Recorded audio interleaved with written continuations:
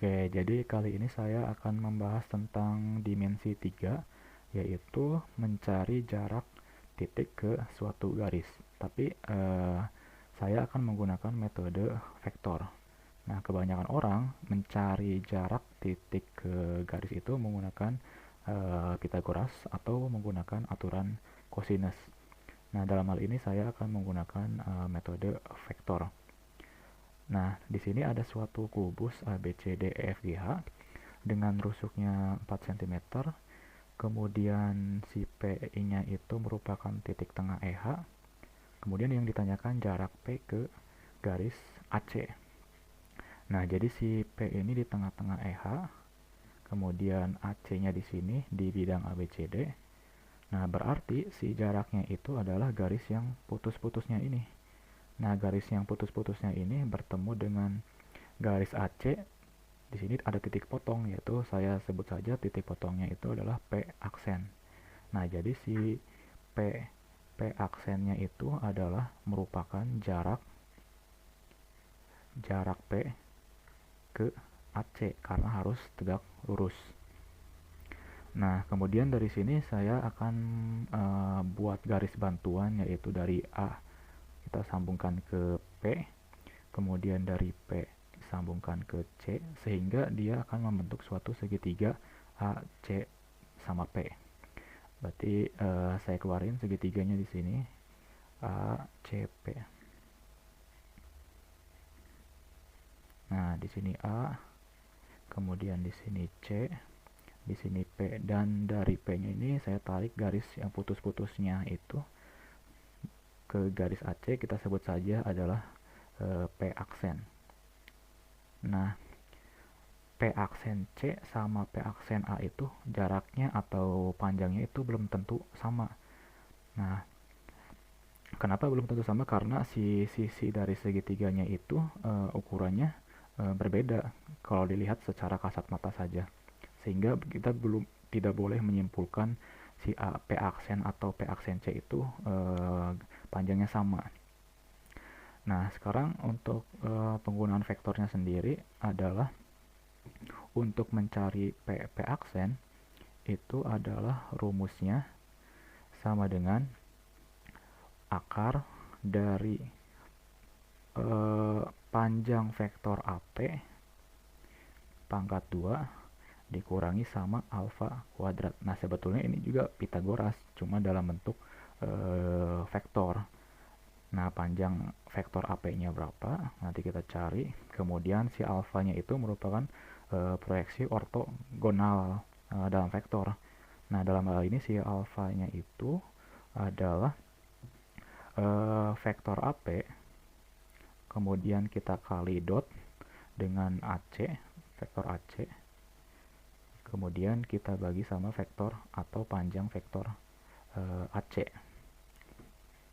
Nah, berarti kita akan mencari si vektor AP-nya itu apa, vektor AC-nya itu apa. Nah, di sini kita bikin koordinat 3 dimensinya terlebih dahulu. Misalkan ini adalah sumbu Y positif, kemudian ini sumbu X positif, kemudian yang ke atas itu adalah sumbu Y positif. Nah, pertama kita cari dulu vektor AP. Nah, cari vektor AP-nya dulu berapa, dari A ke P. Nah, dari A ke P kan ini kan, dari A ke P ini dia naik dulu ke atas, berarti dia bergerak di sumbu ini sumbu Z. Di sumbu Z positif, berarti naik ke atas itu adalah 4 positif, kemudian bergerak ke sumbu Y, berarti sumbu Y-nya berlawanan arah. Kalau berlawanan arah negatif, berarti di sini negatif 2. Dan tidak ada pergerakan di sumbu X, berarti di sini 0. Kemudian kita mencari vektor AC. Nah, vektor AC berarti dari A ke C, dia pergerakannya kemana aja nih? Dari A ke C, berarti kita ke B dulu, bergerak di sumbu X, berarti X-nya positif, ini 4. Kemudian dari B ke C, dia bergerak di sumbu Y negatif, berarti min 4. dan tidak ada pergerakan di sumbu Z, berarti 0. Nah, sehingga di sini kita akan mencari komponen-komponen yang ada di rumus ini. Nah, coba sekarang kita cari dulu panjang vektor AP. Panjang vektor AP berarti akar dari 0 kuadrat ditambah sama negatif 2 kuadrat ditambah sama 4 kuadrat. Berarti panjang vektor AP-nya itu kita peroleh 0 ditambah 4 ditambah 16. Sehingga diperoleh akar dari 20. Nah, ini nggak usah kita perkecil karena nanti dikuadratin. Kemudian selanjutnya kita cari alfanya. Alfanya itu adalah AP. AP dikali sama atau dikali dot AC. Kemudian dibagi sama panjang AC. Panjang vektor AC. Nah, di sini perkalian dot AP berarti 0 ini min 2 di koma 4. Kemudian dot 4 koma min 4 koma 0. Kemudian dibagi sama panjang AC. Nah, panjang AC-nya ini berarti akar dari 4 kuadrat ditambah negatif 4 kuadrat. Kemudian ditambah sama 0 kuadrat. Berarti di sini kita peroleh 0 kali 4, 0. Kemudian min 2 dikali min 4 itu plus 8. Kemudian ini 4 dikali 0 itu 0, berarti plus 0. Dibagi dengan 4 kuadrat ditambah 4 kuadrat, berarti 4 akar 2. Atau kalau kita perkecil, di sini jadinya 8 dibagi 4 itu 2 per akar 2. Nah, ini nggak usah kita rasionalin ya, karena nanti kita akan masukin ke rumus P aksen.